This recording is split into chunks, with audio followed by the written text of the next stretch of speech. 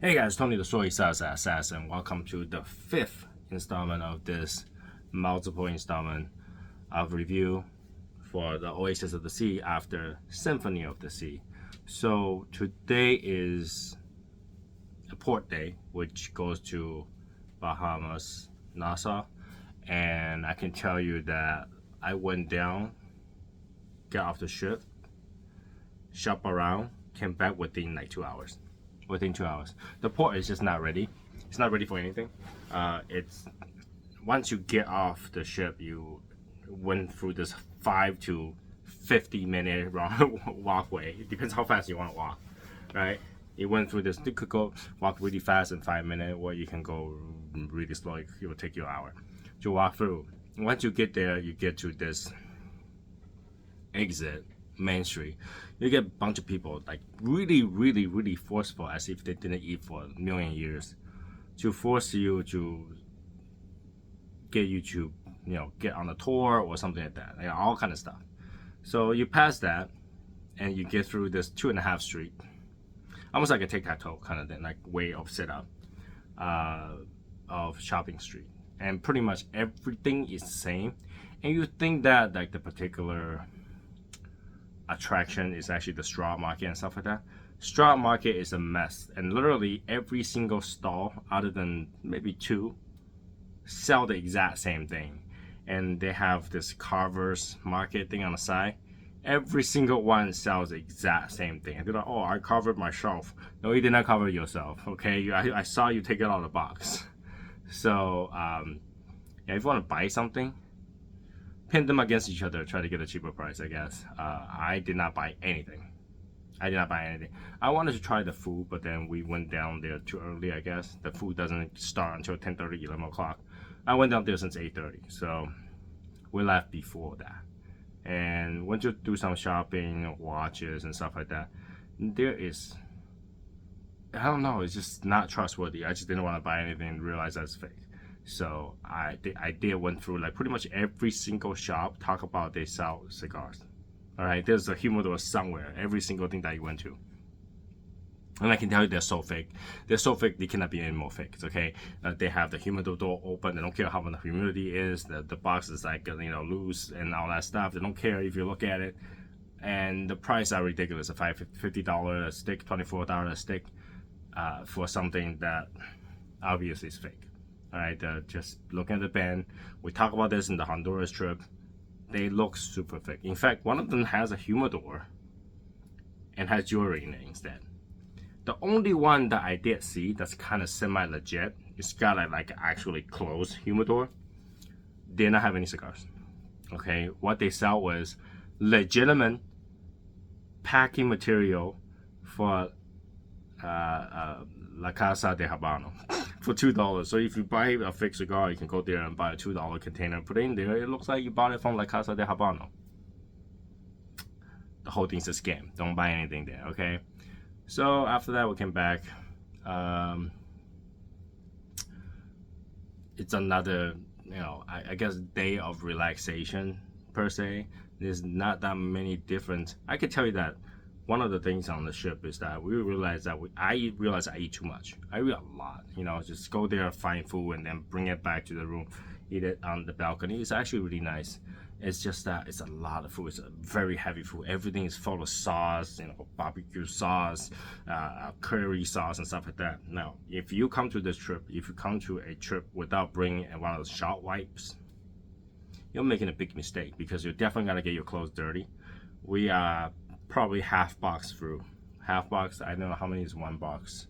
12 in one box, so I'll use 6 of those stain wipes to wipe off my clothes, because all the stain from the food, literally from the food. So that's one of those things that if you came on board, you definitely want to be careful, because all the food are just so heavy. Like I literally eat a couple pieces of pizza and then a chicken wing. I'm like full. I don't want to eat anymore. So that's one of the things you gotta be careful about. Another thing I want to talk about is this is in every single ship. All right, every single ship there is a casino, and there is a art gallery. And the casino, if you want to go, you go. It's, you know, obviously in the casino, 9 out of 10 times you lose. Okay, it's a business, right? They can't just lose money to you unless you're really that good. You're gonna lose. So I don't have to do that. Number 2 is art gallery. Now, what we learned today is that you gotta be really careful, okay? Because that is not an art gallery. When you look at on the ship, that it's an art auction gallery. So if you see anything you like, don't buy it on the ship. Okay, we make the mistake kind of buying on the ship because I want to compare the prices. So I actually just went ahead and I said I want to purchase this outright because I didn't want to go through the auction and stuff like that. And then when I purchased it, obviously to me I signed stuff without seeing the paperwork. I didn't know that what's on the paperwork. So once I signed the purchase and I read the paperwork, on the paperwork actually said I'll purchase a final. So you know, and you know it's gonna take you 12 weeks to receive it. So I had that issue with that, and I sent an email to inquiry from the actual gallery. The gallery's price is about 20 to 30% less shipped. So today I went down and kind of talked to them about that. And basically they just, oh, I have no idea what this is about, blah, blah, blah. And the manager just let them have it because we're making it seem kind of, you know, because people are doing things where we're confronting them about pricing and stuff like that, where we got an email from the actual corporate. And they just like, oh yeah, if the corporate says so, let them have it, kind of thing. But here's the thing, that's what we realize is that they don't actually work for the art gallery. They work off an auction price, and the auction price will work off MSRP, and the MSRP is based on the cost of the artwork plus auctioneer fee. So, you know, the auction has to earn 20%. So they mark up 20% or 30% from the artwork that you could have bid on and buy. So if you do see an artwork in an art gallery in a ship, just contact the art gallery directly and have them sell one to you. It'll be 20-30% cheaper. Just do that one time. I already tested out for you. I already looked for you. I literally have the 2 piece of price before and after in the actual paperwork, which I'm not gonna show until I get back to the state. So that's one thing you gotta be watch out for. Like, you know, few of the things that you can do on board, music, trivia, gambling, auction, and purchase things. So one of those things you have to be very careful is buying big ticket items. When you travel, when you go to places, don't buy big ticket items that you're not sure of. Okay, don't get roped in with all kind of stuff like that. And I think that the auction house is kind of running a deceptive way of selling their art, but at the same time, you gotta be greedy to fall for it, right? Kind of thing. If you don't care for art, you will never fall for that. But then that goes with any ship. If you're on Symphony to Sea, if you're on Oasis to Sea, they all have the same thing, right? So be the smart guy. Always email, look for the price for the actual gallery that they're representing, and you gotta find a lot of cheaper price. Obviously I bought the art at about 30% less than what they're selling at the auction house at the end. So educated consumer got to do it education way, right? Educated way.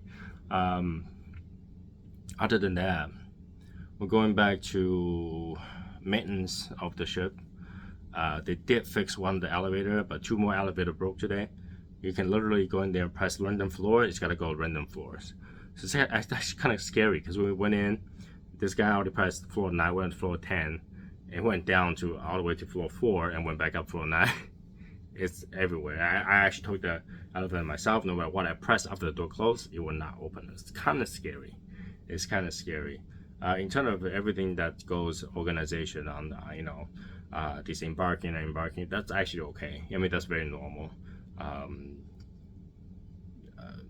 The way the cleanliness, the maintenance of the ship still stay the same. Okay. the dinner line was ridiculous. I went on a dinner, tried to go to the buffet to grab something. The dinner line is all the way out the window, which I have pictures. I can show it to you guys once I get back in for the get back to the state with another live show. But right now, again, always at sea, there's something that is similar to any other ship, and I think that's how they handle it all this time.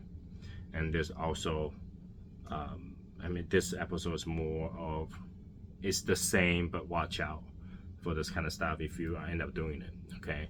And I think they changed the hot tub switch too. It's really hard to do. Like, nobody know how to operate it. You put your hands on it, hoping that it will work. It's not really hot. It's like lukewarm. Like hot tub, lukewarm? Come on, man. But you know, one of the things I have to give to them is I don't even think that they change water that often, but they did change water today. We went to the adult solarium part of it, trying to get to the hot tub.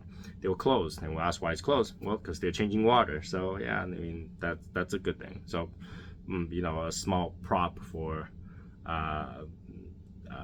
Oasis of the Sea for changing water. Good job, changing water, clean. But yeah, the water's not hot enough. I guess it could be because they just changed the water, so it's cold. But it's cold. So hopefully tomorrow it'll be hotter water when I try it again, and have less to bitch about. Right?